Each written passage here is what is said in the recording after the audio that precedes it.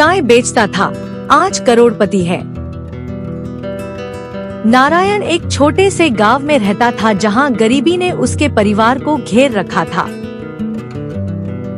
उसके पिता लंबे समय से बीमार थे और मां लोगों के घरों में काम करके किसी तरह घर चलाती थी।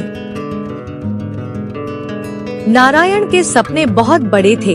वह हमेशा सोचता था, एक दिन मैं अपनी गरीबी जरूर खत्म करूंगा। कम उम्र में ही उसने रेलवे स्टेशन के बाहर एक छोटी सी चाय की दुकान लगानी शुरू कर दी। हर सुबह सूरज निकलने से पहले वह उठ जाता और ठंडी सुबह में चूल्हा जलाता। दिन भर वह लोगों को देखता रहता। कुछ लोग बिजनेस की बातें करते, कुछ लोग सफलता की कहानियां सुनाते। नारायण चुपचाप उनकी बातें सुनता और मन ही मन सीखता रहता। लेकिन गांव के लोग उसका मजाक उड़ाते थे। वे कहते, अरे चाय बेचने वाला भी कभी अमीर बनता है क्या? कुछ लोग तो उसे सपने देखना छोड़ने की सलाह देते थे। लेकिन नारायण ने कभी किसी की बात दिल पर नहीं ली। दिन भर मेहनत करने के बाद भी वह रात को सोता नहीं था। वह बिजनेस, पैसे और सफल लोगों की कहानियों वाली किताबें पढ़ता था। उसने एक बात समझ ली थी, गरीबी किस्मत नहीं होती। मेहनत और सोच इंसान की जिंदगी बदल सकती है। धीरे धीरे उसने थोड़े थोड़े पैसे बचाने शुरू किए। कई सालों तक लगातार मेहनत करने के बाद उसने अपनी छोटी सी चाय की दुकान को एक छोटे कैफे में बदल दिया। उसका कैफे बाकी दुकानों से अलग था। वह हर ग्राहक से मुस्कुराकर बात करता। धीरे धीरे उसका कैफे मशहूर होने लगा। लोग दूर दूर से उसकी दुकान पर आने लगे। नारायण ने हार नहीं मानी। उसने अपने बिजनेस को और बड़ा करने का फैसला किया। कुछ सालों बाद शहर में उसके कई बड़े कैफे खुल चुके थे। अब लोग उसे नारायण सर कहकर बुलाते थे। एक दिन नारायण अपनी महंगी कार से उसी रेलवे स्टेशन के सामने पहुंचा, जहां कभी वह चाय बेचा करता था।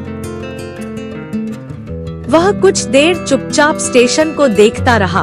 उसकी आंखों में आंसू थे। उसे अपने संघर्ष के दिन याद आ रहे थे। ठंडी रातें, भूखे दिन, लोगों के ताने और उसके बड़े सपने। लेकिन इस बार ये आंसू दुख के नहीं, मेहनत की जीत के थे। नारायण ने फैसला किया कि वह अपनी सफलता सिर्फ खुद तक सीमित नहीं रखेगा। उसने गरीब बच्चों की पढ़ाई के लिए एक संस्था शुरू की। वह उन बच्चों की मदद करने लगा जिनके सपने गरीबी की वजह से टूट जाते थे। धीरे धीरे हजारों बच्चों की जिंदगी बदलने लगी। एक दिन एक छोटे बच्चे ने नारायण से पूछा, सर, क्या गरीब इंसान भी बड़ा आदमी बन सकता है? नारायण मुस्कुराया और बोला, अगर सपने बड़े हों, मेहनत सच्ची हो और इंसान खुद पर विश्वास करे, तो दुनिया की कोई ताकत उसे सफल होने से नहीं रोक सकती।